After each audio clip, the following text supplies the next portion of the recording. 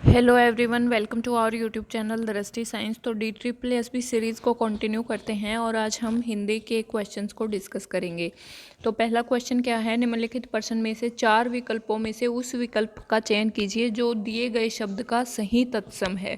तो अब हमें पता है कि तत्सम शब्द वो होते हैं जो कि संस्कृत में लिखे हुए होते हैं।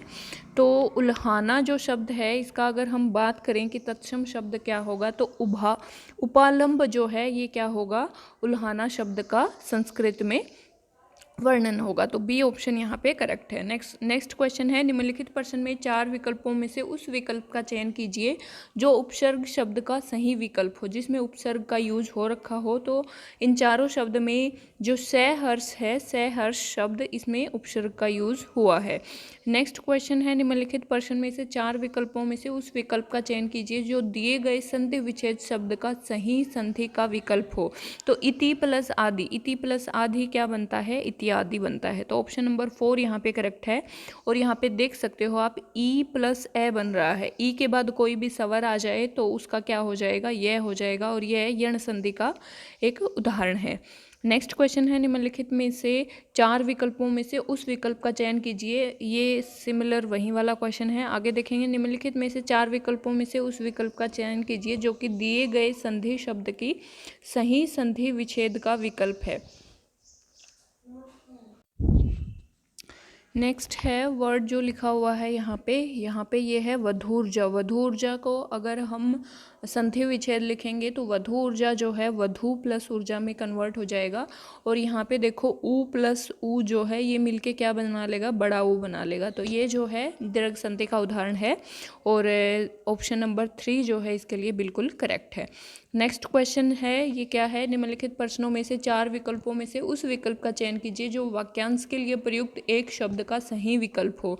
तो यहाँ पे देखो दूसरों के काम में हाथ डालना, तो ये वाक्यांश के लिए, अगर इसके लिए हमें एक शब्द लिखना है तो दूसरों के काम में हाथ डालने को क्या बोलते हैं, हस्तक्षेप बोलते हैं। ठीक है, दूसरों के काम में हाथ डालना यानी कि हस्तक्षेप करना।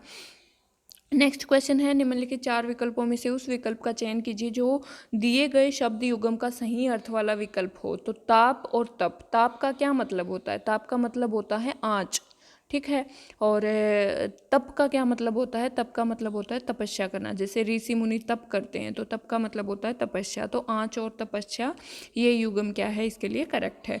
नेक्स्ट क्वेश्चन है, निम्नलिखित प्रश्न में से 4 विकल्पों में से उस विकल्प का चयन कीजिए जो शुद्ध शब्द का सही विकल्प है। तो यहाँ पे देखो हमें शुद्ध शब्द कौन सा लिखा हुआ है इन चारों में से, तो सार्वजनिक जो है ये क्या है, शुद्ध शब्द यहाँ पे है इन चारों में से। नेक्स्ट क्वेश्चन है, निम्नलिखित में 4 विकल्पों में से उस विकल्प का चयन कीजिए जो कि दिए गए शब्द का समानार्थी शब्द नहीं है। मतलब दिल लगी का समानार्थी शब्द इनमें से कौन सा नहीं है। तो परिहास, ठिठोली, मजाक, ये सारे ही क्या हैं, दिल लगी शब्द के समानार्थी शब्द हैं, लेकिन तरफ जो है ये दिल लगी शब्द का समानार्थी शब्द नहीं है। नेक्स्ट क्वेश्चन है, निम्नलिखित में से उस विकल्प का चयन कीजिए जो कि वाक्य के काल के भेद का सही विकल्प है। तो लड़कियां गाना गा रही हैं, तो ये कौन सा जो है वाक्य है, कौन से काल का वाक्य है। तो ये देखो वर्तमान काल, अगर गा रही हैं तो ये वर्तमान काल है, लेकिन अभी ये प्रक्रिया पूर्ण नहीं हुई है तो ये अपूर्ण वर्तमान काल का उदाहरण है। नेक्स्ट क्वेश्चन है, निम्नलिखित प्रश्न में से 4 विकल्पों में से उस विकल्प का चयन कीजिए जो दिए गए वाक्य के प्रकार के भेद का सही विकल्प है।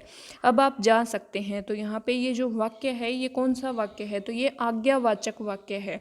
ठीक है, विस्मयादि होता तो लास्ट में विस्मयादि बोधक चिन्ह होता, संकेत देते तो किसी चीज़ की ओर संकेत करके वो बात बोलते, और इच्छा होती तो अपनी इच्छा जताते, लेकिन यहाँ पे ये आज्ञा है तो ये आज्ञावाचक वाक्य का उदाहरण है। रीना अस्वस्थ होने के कारण कल दिल्ली नहीं गई थी। तो इसमें हमें ये बताना है कि कौन सा वाक्य है।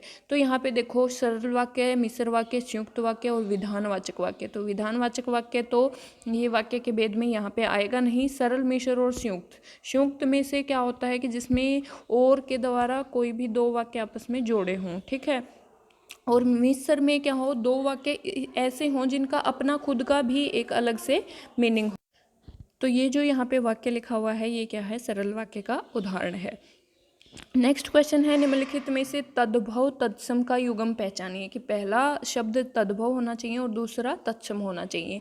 तो यहाँ पे देखो कंकति कंघी, कूदना कुक्षी, तो यहाँ पे सेकंड जो है ये तो तत्सम है, लेकिन पहला भी क्या है, तत्सम है। लेकिन कई और कति में पहला शब्द तद्भव है और दूसरा क्या है, तत्सम है। नेक्स्ट क्वेश्चन निम्नलिखित 4 विकल्पों में से उस विकल्प का चयन कीजिए जो विराम चिन्ह युक्त वाक्य का सही विकल्प हो, कि जिसमें सही विराम चिन्ह लगा रखा हो। तो देखो, पानी पीकर राधा की माँ बोली, महाराज इसे तो दवाई की गंध आ रही है। तो पहले में यहाँ पे देखो ये जो कोमा है, इन्वर्टेड कोमा, इसको बंद नहीं किया।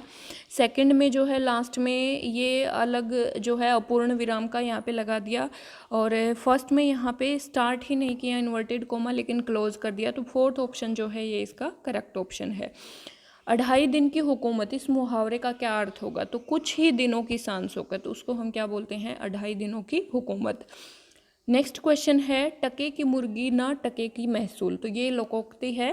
तो इस लोकोक्ति का अर्थ होता है कि कम कीमती वस्तु का अधिक मूल्य पर देना। ठीक है, इससे नेक्स्ट हमारा पैराग्राफ है, इसको आपको रीड करना है अच्छे से और फिर इन क्वेश्चंस के आंसर देने हैं। Direct line to line questions आ रहे हैं। अनुच्छेद के अनुसार सच्चे रूप में अहिंसावादी बनना किसके बिना संभव नहीं है। तो यहाँ पे ये देखो कि शुद्ध निर्भयता के बिना, डायरेक्ट लाइन यहाँ से उठाई गई है।